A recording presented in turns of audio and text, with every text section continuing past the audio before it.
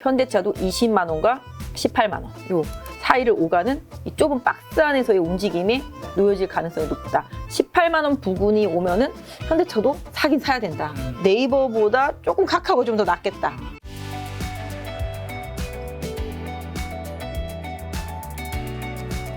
그럼 자동차는요? 현대차, 기아 있죠? 많이 아쉽습니다. 사실 자동차 현대차가 시장에서 리더라고 생각했었는데 네. 순식간에 이렇게 돼버리잖아요. 아까도 말씀드렸었지만 여기까지 왔을 때 20만 원을 지금 계속 못 넘었기 때문에 기계적으로 매도하신 분들은 오히려 더 저점에 살 수 있는 좋은 기회가 온 상태잖아요. 네. 근데 일단 이번에 보조금 문제, 이게 현대 기아차의 문제는 아니에요. 다른 자동차 이제 업체들 같은 경우 거의 70% 정도가 보조금을 못 받는데요. 결과적으로는 미국 기업들이 보조금 받는 거죠. 미국에서 만들고, 그죠? 미국에서 소재를 계속 쓰고 있으니까. 그러다 보니까 미국 기업들한테 유리하다 보니까 유럽 차들이 난리 치는 거지. 너무한 거 아니냐 이렇게 되는 거잖아요. 현대차도 이것들이 전기차 공장만 홀딱 먹고, 그죠? 배터리 공장도 열심히 투자해 놨더니만 그런 거만 홀딱 먹고 주는 건 없는 거잖아요. 그러니 지금 그 공장이 완공될 때까지는 2025년이라고 그러니까 3년이라는 공백이 있잖아요. 네. 그 부분. 근데 현대차가 최근에 주가가 많이 올라간 이유가 뭐예요? 전기차 많이 팔았었거든요. 물론 제네시스도 많이 팔았지만 네. 비싼 차를 많이 팔아서 영업이익률이 좋았단 말이에요, 현대차가. 네. 그래서 선방을 했었었는데, 그리고 영업적으로 이득이 많은 차가 전기차였단 말이죠. 근데 궁극적으로 그거 다 한국에서 만들어서 갔던 거거든요. 그러다 보니 그게 보조금을 안 준다고 하면 지금 7,500불? 얼마죠? 그러면 1,000만 원 정도? 네, 한 900, 1000? 그렇죠. 그만큼이 더 비싼 거잖아요, 상대적으로 미국 차보다. 그렇죠. 그렇게 되면은 굳이? 선택에 있어서. 네. 그리고 예전에는 업체당 한 20만 대라는 캡이 있었었는데 그게 없어진다고 하면 무한적으로 미국 차한테 좋아지는 거잖아요. 그죠? 그러니까 그런 부분에 대한 부담. 근데 모르겠어요. 나중에 뭐 유럽이나 뭐 한국 차들이 막 난리 쳐가지고서 바뀔 수도 있을지는 모르겠는데 네. 궁극적으로는 미국 차들한테 좀 유리한 상태. 그러다 보니까 또 요번에는 뭐 그 자율주행 사업 부분 그거 좀 분사해서 뭐 지난번에 인수했던 포티투닷 거기랑 뭐 합병을 해서 그런 기술 지원하는 회사를 뭐 다시 만들다 그러니까 갑자기 현대 오토에 뭐 급락하고 막 그랬었는데 사실은 그 부분은 큰 부분은 아니에요. 왜냐하면 소프트웨어 회사가 돈을 버는 그런 구조가 LG 화학에서 LG 에너지 솔루션 띄어낸 거랑은 차원이 다르거든요. 그쪽 부서는 돈을 뭐 혁신적으로 버는 그런 부서가 아니고 네. 사실은 시스템 지원 부서잖아요. 그러다 보니까 띄어낸 게 가장 큰 문제는 아니에요. 근데 오늘 현대차, 기아차 빠지는 거는 결과적으로 그 보조금. 안 그래도 2분기에 피크 소리가 나왔는데 보조금까지? 보조금까지 안 좋아하다 보니 3분기 생각하면 안 좋을 것 같으니 이것도 또 굳이 이렇게 된 거잖아요. 네. 3분기 실적 안 좋을 것 같은데 굳이 이런 생각이 또 든 거잖아요. 네. 그러다 보니까 현대차를 실어나르는 글로비스 빠져. 또 현대차에 들어가는 모비스 부품 빠져. 맞아. 또 현대차에 또 자율주행이라든지 그런 인포테인먼트 하는 현대 오토에버 빠져. 다 연동해서 빠진 거라. 그러니까 현대차 그룹은 뭐 기아도 마찬가지가 되겠습니다만은 이 보조금 문제 이슈가 최근에 조금 주가를 슬로우하게 만드는 그런 트리거가 됐다라는 거죠. 그래서 결론적으로 차트로만 보면은 60에서 우상향 하고 있기 때문에 지금 지지는 되고 있어요. 네. 하지만 아까 말씀드렸던 대로 박스 흐름을 보일 가능성이 높겠죠. 뭔가 혁신적인 대형 호재가 안 나온다라면은 수급도 보시면 뭐 기금 팔기 시작했단 말이죠. 근데 외국인은 사요. 외국인은 오늘 보니까 현대차하고 삼성전자를 많이 샀어요. 네. 기본적으로 시가총액이 크니까. 외국인들은 사실 우리나라에 들어올 때 시총 위주로 사거든요. 그렇죠.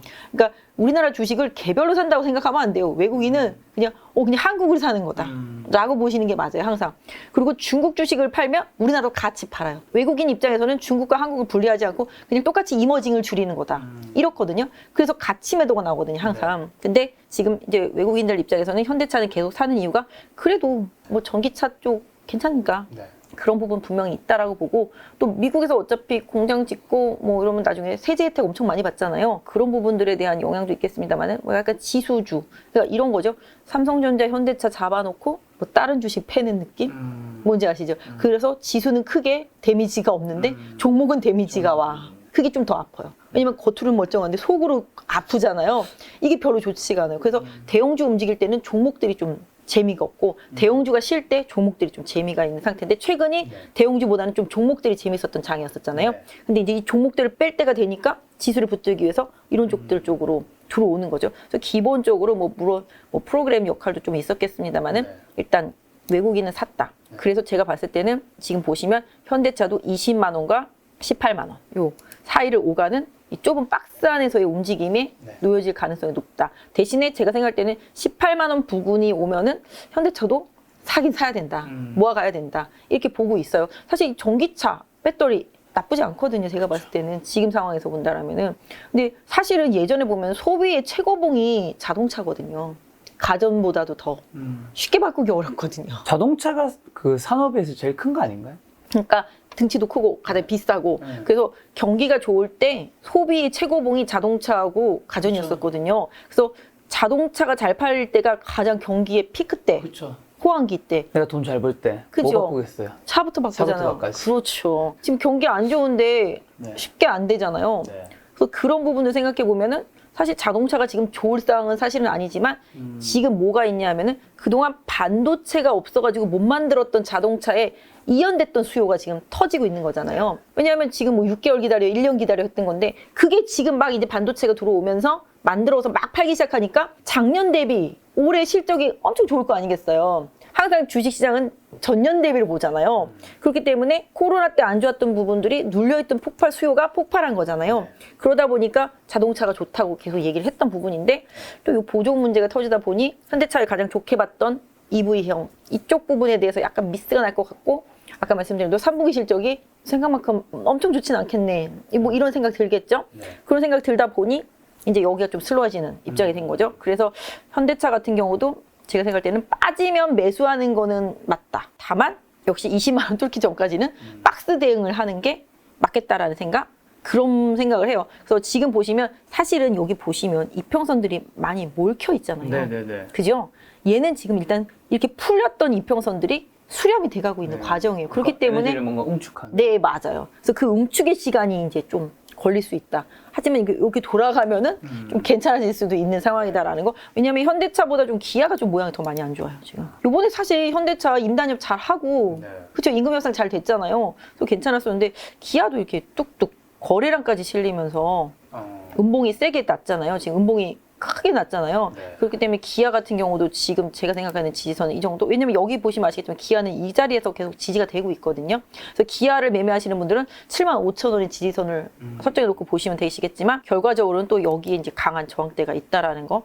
그다음에 여기서도 지금 걸렸잖아요, 중간에. 그러니까 여기 82,300원 부근이 기아차에서는 좀 박스 저항대 뭐 이렇게 보시면 될 것 같고 제가 볼 때는 다음번에 올라갈 때 여기 보시면 82,000원 아까 말씀드린 요 가격이 좀 핵심인 것 같아요. 여기서 음봉 세게 두 개 떨어졌기 때문에 여기를 넘어가면은 기아차는 여기에서 횡보 구간에서 응집됐던 에너지를 넘어섰다라고 보는 거기 때문에 그러면 좀 더 좋아질 수 있을 거라고 봐요. 그래서 기아차 매매하시는 분들, 기아 매매하시는 분들은 82,000원대를 강하게 돌파하면서 뭐 외국인이나 기관 수급이 좋아졌다 그러면 아 좀 변하겠다. 뭔가 좋은 호재가 생겼겠다. 뭐 이렇게 보시는 게 맞겠고 하방으로는 한 75,000원 정도 지지선 생각해 보시면 좋겠는데 이거 보시면 외국인 팔잖아요. 연기금도 팔고 사모펀드 주르륵 팔고 투신도 계속 팔고 있잖아요. 수급 자체가 개인만 사고 있단 말이죠. 그러니까 이쪽도 일단은 불편하게 보는 아까 거죠. 현대차는 외국인이 좀 많이 사고 있지 않았나요? 그렇죠. 네. 시총이 좀 다르고 근데 사실은 기아가 더 그동안 실적이 좋고 영업이익률도 좋다고 그러면서 기아에 대해서 선호도가 상당히 높았었거든요. 근데 어느 순간부터 계속 팔더라고요. 그리고 최근에 외국인들 그래도 사다가 이제 요 며칠 동안 이제 팔기 시작한 부분인데 지금 그런 부분들이 좀 불편해지는 부분들이 있는 것 같아요. 지금 그래서 약간 제가 봤을 때는 자동차 쪽은 약간 좀 슬로우. 근데 자동차 이게 빠지다 보니까 그동안 이거 믿고 가던 자동차 부품주들도 오늘 쭉쭉 빠졌거든요. 뭐 화신 같은 경우도 많이 빠지고 뭐 하여튼간 뭐 현대 기아차의 EV향으로 좀 먹고 살던 그런 기업들이 조금 미국향 특히 미국향들이 조금 슬로워지긴 하는데 그래도 부품주들은 계속 좋다고 생각해요.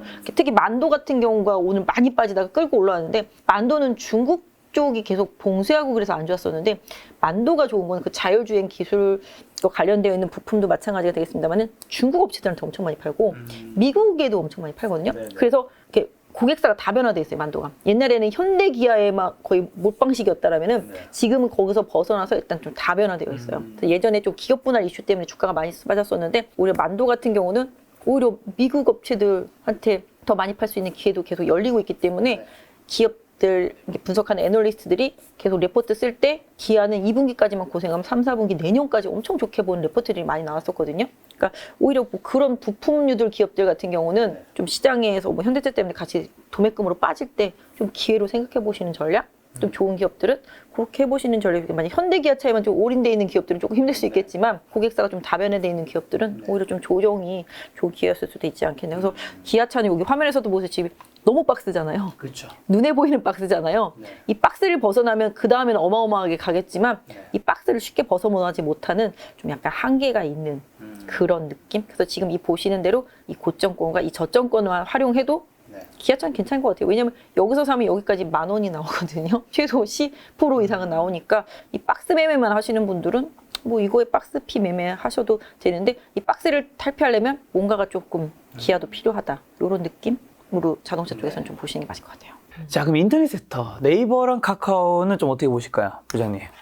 요새 조금 규제가 풀릴 것 같았었는데 네. 다시 또 약간 좀 규제에 대한 우려가 이런 부분들 네. 오늘 보니까 뭐 저희 송금하기 네. 그 부분 살짝 좀 불편해지는 것 같은 아. 느낌이 있더라고요. 그게 뭐 토스나 네이버나 뭐 카카오나 다 그런 좀 송금 기능이 있었었는데 그 부분에 대해서 약간 뭐랄까 허가받지 않았다고 해야 되나? 뭔데 모르겠는데 이렇게 나한테 이렇게 연결된 은행 계좌가 네. 있는 사람도 있고 없는 사람도 있는데 네. 일단은 그 사람한테 보내잖아요. 네네네. 그럼 이제 그 사람이 그걸 어떻게 받는 계좌를 뭐 지정을 해서 이렇게 받거나 이렇게 되는 부분인데 보면은 그거에 있어서의 약간 개인 인증 이렇게 하는 부분들을 조금 약간 번거롭게 하는 네. 뭐 그런 느낌적인 느낌 뭐 이런 부분들이 네. 뭐 나왔다 뭐 그런 한데 제가 볼 땐 그건 좀 약간 대세적인 부분은 좀 아닐 수도 있을 것 같아요. 약간 번거로워지는 부분 정도인데 근데 사실 지금 인터넷 기업 그러니까 인터넷 말씀하셨지만 네이버, 카카오 외에도 게임주들 이제 성장주들이잖아요. 네. 기술주들이잖아요. 네. 이 종목들 같은 경우는 실질적으로 코로나 시대 때 주가가 많이 올랐단 말이에요. 많이 올랐죠. 그때 금리를 계속 내리면서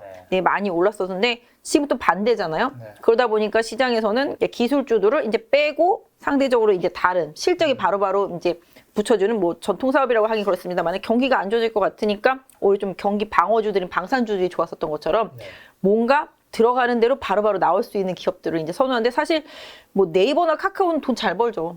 돈 잘 벌지만 시장에서 생각할 때는 이제 좀 뭐랄까 많이 몸집이 커져 있는 상태 이런 부분에 대한 부분인 거고 사실 뭐 게임주들 최근에 많이 빠진 거는 이제 뭐 금리가 계속 올라가다 보니까 약간 암호화폐라든지 이런 코인류들과 관련돼서 되게 많이 올랐었잖아요. 그러다 보니까 그런 거품이 빠지는 과정. 사실 바이오도 그렇고 게임 같은 경우도 사실 게임 하나 개발하는데 막대한 자금이 들어가는 부분이고 성공하면은 좋지만 실패했을 때는 또 아프잖아요. 그런 부분이 있는 거고 바이오 같은 경우도 보통 뭐 10년, 20년씩 이제 하는데 모기가 저를 물었네요.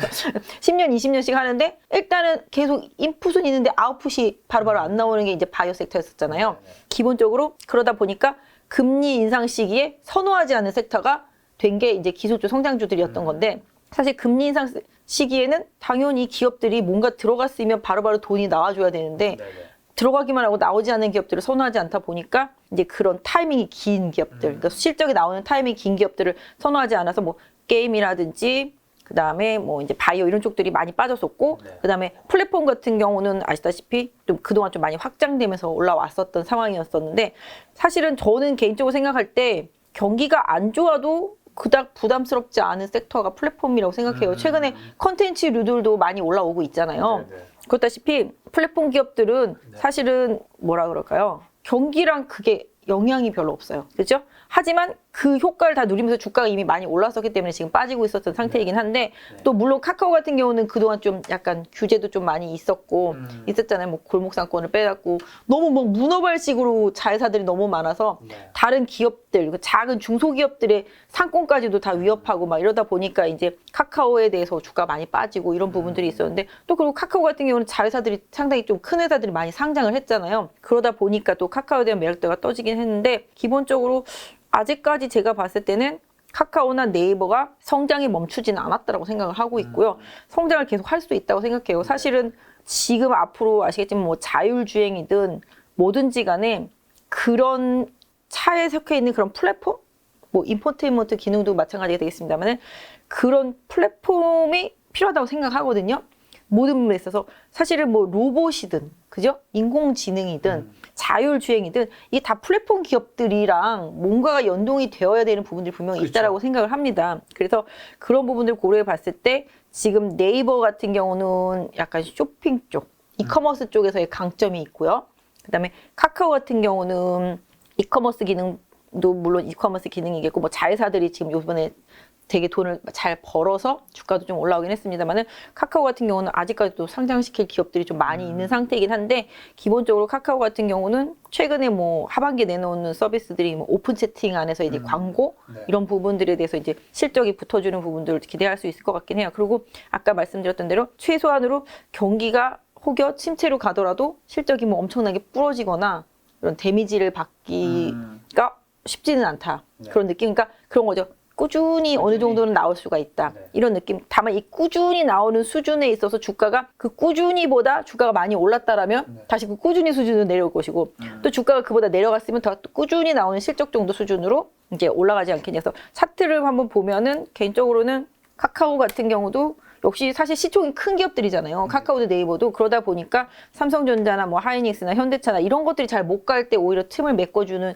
그런 상황이긴 한데요. 이런 기술주, 성장주 같은 경우들은 미국도 마찬가지예요. 이쪽들이 많이 빠졌었어요. 그렇기 때문에 이쪽들 같은 경우는 제가 생각할 때는 뭐 꾸준함이 장점일 수도 있겠습니다만은 뭔가 시장에서 이쪽을 선호하는 그런 분위기 이런 부분들이 좀 형성되지 않으니까 좀 많이 소외감이 있기는 한데요. 기본적으로 최근에 이제 뭐 수급도 보시면 아시겠지만 연기금이 그래도 조금 사는 모드예요. 오늘은 좀 팔았었지만 네. 반면에 뭐 외국인은 팔고 있긴 합니다만은 네. 뭐 여기 사모펀드나 투신 이런 쪽들은 팔고 있습니다만은 최근에 보면 주가 자체가 연기금이 사기 시작하면 일단 바닥은 찍는 느낌? 네, 이런 부분들이 있어서 카카오 같은 경우도 지금 60일선이 하락하고 있지만 여기는 약간 좀 플랫해진 상태예요. 반등을 하다가 살짝 꺾이긴 했지만 그래서 카카오 같은 경우는 제가 생각할 때 지금 8만 원 언더권에서는 네. 가격 메리트가 분명히 있다. 지금 보시면 이제 20일선이 올라오고 있고 60일선은 플랫하기 때문에 뭐 카카오를 만약에 매수하고자 하시는 분들이라면은 적어도 한 7만 5천 원에서 8만 원 사이? 그 사이에서는 좀 분할 매수 해보셔도 그다지 부담 없지 않겠냐. 물론 손절선은 뭐 직전 저점이 깨진다거나 뭔가 문제가 생기면은 팔아야 되겠지만 제가 생각할 때는 여기 한 7만 1천 원대 정도가 최대 맥시멈 지지선이다. 요게 깨지면 다시 내려갈 수 있기 때문에 보유하신 분들도 한 7만 1천 원 정도는 좀 지지선으로 놓고 대응을 하시고 단기보다는 좀 중장기로 좀 보시는 게 좀 맞지 않겠나 싶고요. 그 다음에 사실은 그런 게 있어요. 카카오도 그렇고 네이버도 그렇고 미국에 있는 빅테크 기업들 뭐 아시잖아요. 메타라든지 뭐 이런 기업들이 움직여줘야 같이 움직이는 경향들이 있어요. 그래서 실질적으로 미국의 해당 기업들이 잘 움직여주는지를 봐야 되는데 미국의 해당 기업들은 주가도 많이 빠졌지만 바이든의 규제에 있어서 세금 이런 부분에 있어서 계속 규제를 많이 받아요. 그래서 지금 자사주를 매수하면 앞으로 뭐 내년부터인가 1%씩 뭐 세금을 때린다라는 뭐 그런 부분들도 분명히 있고 그 다음에 또 지금 아시겠지만 최저세율도 지금 15%. 네, 뭐 요 정도 만들어 놓고서 그 다음에 이제 세금을 계속 많이 받거든요, 미국도. 그래서 대기업들한테 세금 많이 걷어요. 그래서 그런 부분들 때문에 대기업들을 좀 약간 대기업이라보다 이런 큰 빅테크 기업들을 약간 회피하는 현상 이런 부분들이 최근 이제 미국에서도 좀 나타났었고요. 이번 하락장에서 좀 그런 것들이 좀 심화되긴 했었습니다만은 주가 자체만 놓고 보면 제가 봤을 때는 여기도 보시면 아시겠지만 되게 좀 뭔가 좀 지지력이 있어 보이는 위치잖아요. 그죠? 여기서 좀 다시 또 지지력을 만들고 있기 때문에 그렇다고 카카오가 지금 하락 추세를 살짝 벗어나는 수준인데 뭐 완벽하게 다시 되돌아가기에는 사실 너무 밑에까지 내려왔잖아요. 그래서 1차적인 목표는 최대 목표치는 한 10만 원에서 11만 원 사이? 요 정도가 앞으로의 좀 최대 목표치가 되지 않을까. 뭔가 혁신적인 다른 일이 벌어지지 않고 그냥 기술적인 분석만 지금 단기적으로 했을 때는 그래서 카카오는 그렇게 좀 보시는 게 좋을 것 같고 제가 봤을 때는 한 목표가를 지금 상태라면 여기 직전 고점 부근인 여기 8만 7천 원 부근? 네, 여기서 좀 저항이 나오고 있으니까 단기적으로 매매하시는 분들은 이거 참 참고해 보시고요. 일단은 제가 생각할 때는 한 9만 원에서 10만 원 사이? 여기가 조금 버거운 자리? 네, 그런 자리가 좀 될 가능성이 있기는 해요. 다만 이제 아까 말씀드렸던 대로 하방 쪽으로는 7만 원을 다시 쉽게 강하게 깨지는 않을 것 같다. 이렇게 받을 수 있을 것 같고 네이버도 사실 이번 정권에서는 사실은 약간 네이버가 유리하다라고 생각을 했었었는데 주가 자체를 상당히 좀 무겁게 움직여요. 사실 네이버 같은 경우는 자회사들이 상장한 게 하나도 없잖아요, 지금. 그죠? 그런 부분들 생각하면 또 지금 이커머스에서의 그 강점을 생각하면 네이버가 좋게 보일 수밖에 없는 상황인데 이 이커머스라는 것 자체도 사실은 뭐 경기에 영향을 안 타지는 않아요. 사실 코로나 때 더 많이 커지긴 했지만 저도 꾸준히 뭔가를 사거든요, 네이버로. 뭔가 네이버는 그런 것 때문에 소비가 되게 편해지니까 또 많이 하는 것 같아요. 그쵸. 옛날에는 뭔가 가야 되고 또 잘 모르는 플랫폼에 뭘 해야 되고 뭐 가입도 또 해야 되고 막 맞아요. 번거로운데 맞아요. 이건 여기서 그냥 뭐 하고 안에 누르면 결제 끝. 그쵸. 쿠팡도 그렇고. 맞아요. 저도 포인트가 많이 쌓여서 저 좋더라고요. 어느 순간 많이 쌓이더라고요. 저는 몰랐는데 쿠팡은 교환이 없더라고요. 아셨어요? 교환이 안 되나요? 그냥 반품이던데요? 교환하는 게 귀찮은가 봐요. 거기에 따른 노력 자체가 싫은가 봐요. 저 그래서 아무리 교환 버튼을 찾아도 교환이 없는 거예요. 그래서 나는 내가 산 것만 교환이 없는 건가? 그런가요? 모르겠어요. 혹시 그래서- 여러분 있으면 댓글 남겨주세요. 진짜. 저 그래서 제 친구들이 막 얘기하는데 소고기를 샀는데 소고기가 맛이 없대요. 이상하다. 쿠팡한테 얘기를 했더니 환불해줬대요. 그래서 그럼 소고기는 어떡하니 했더니 그냥 네가 알아서 처리해라 그랬대요. 그래서 먹었대요. 다 먹고 맛은 없었다. 그리고 환불은 받았다. 진짜. 그래서 저 깜짝 놀랐어요. 네, 저도 놀랍네요. 그래서 제 친구들 그러더니 그렇지 그러더니 또 제 친구 다른 애가 그러는 거예요. 경미라는 애가 나도 그랬어 그러는 거예요. 음식 같은 거는 회수하는 과정에서 변질될 수가 있으니까 그냥 먹어란가 봐요. 대박이더라고요. 고객 서비스 잘하고 있네요. 그래서 적장가 뭐 이런 생각을 하는데 또 쿠팡을 줘서 저는 교환을 하고 싶은데 어쩔 수 없이 반품을 해버렸어요. 그래서 뭐지? 좀 다른 시스템이더라고요. 다른 데는 이렇게 보통 막 교환 막 이렇게 해주잖아요. 근데 참 그렇더라고요. 근데 네이버는 좀 안 좋은 게 있어요. 교환하거나 좀 반품하거나 그럴 때 좀 약간 저는 불편하더라고요. 저는 다른 데는 좀 그게 좀 편한데 네이버는 살 땐 좋은데 반품하거나 교환할 때 좀 매우 알겠습니다. 원래 하죠. 다시 돌아오겠습니다. 네, 그래서 아무튼 주가는 이것도 빠질 만큼은 빠졌다. 그래서 제가 생각할 때는 네이버는 23만 원? 근데 요 정도의 좀 지지선이 있으니까 이 종목을 좀 장기 투자하고 싶으신 분이라면은 그 정도 23만 원이 이번에 저점이거든요. 거기를 좀 지지선으로 생각해 보시면 좋을 것 같고 저항대는 한 30만 원 정도 1차적으로 좀 보시면 어떨까. 뭐 단순히 차트로만 말씀드리니까 이 점은 좀 양해를 해주세요. 제가 지금 뭐 차트로만 말씀드리니까 또 수급도 사실 조금 지금 많이 좋지가 않아서 오히려 요새 같은 상황 보면은 네이버보다 조금 카카오가 좀 더 낫겠다. 변동성에 있어서는 가볍고 좀 더.